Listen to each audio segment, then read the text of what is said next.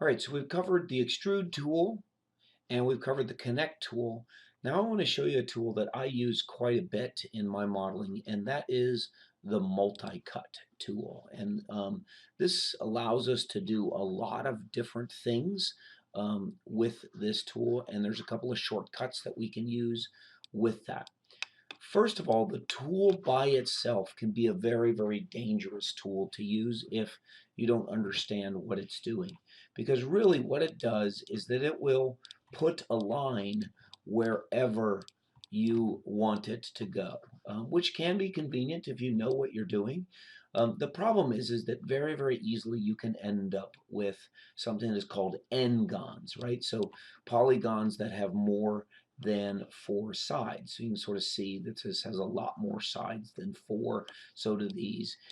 This one has 4 sides, but this one definitely does not. So this is very, very dangerous to use. So I'm going to go ahead and undo that tool.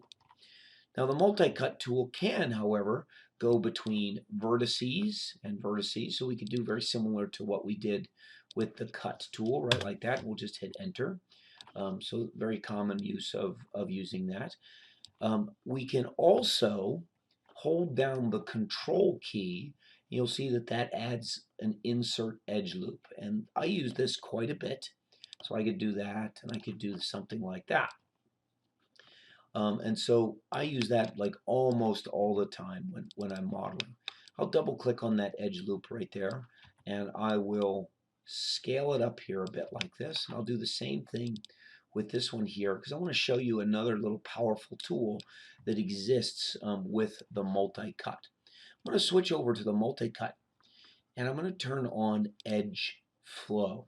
Right? So that's the only thing I'm going to do. I'm going to hold down control, and I will click on this and watch what happens. It makes it as if it's trying to round that out. And that is really, really useful, especially when you're trying to do organic types of shapes. And so using that edge flow tool is a really nice tool to use.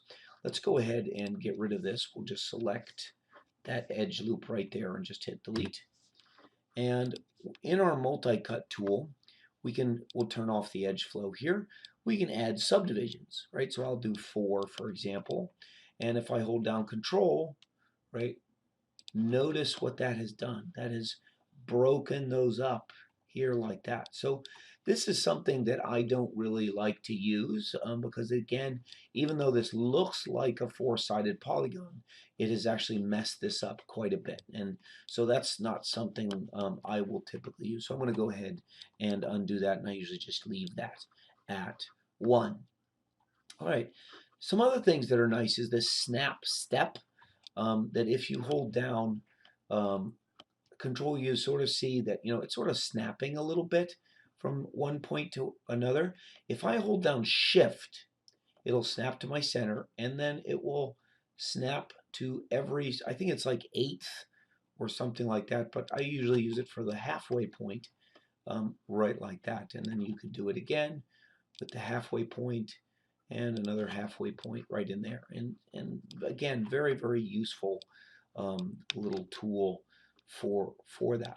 There are some other tools in here, not used as common. We have the slice tool and some other things like that, in which I can grab like that, and it creates a line right across there, and you can adjust what does that do, right? We'd say, oh, it deletes faces, and now it cuts across there and actually creates a hole. It could extract the faces, so I could cut across there, and now it actually makes it a separate piece off there, and it's moved it off of sort of offline by this much. Now if we try that again, but instead of using this 0.5, 0.5, 0.5 offset that we have and make that 0 and 0 and 0 and then do that slice again right across like that, you can see it actually still made that a separate piece. It just left it right, sort of in its original location. So just another way we can use the multi-cut, and there are other ones in here as well. I typically, again, like I said, don't use those too much.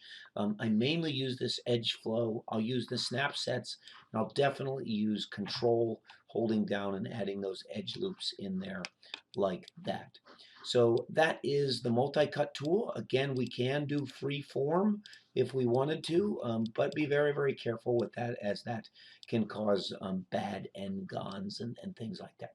So most of the time what I will be using that for is I use it with that holding down the control key and giving those edge loops that way.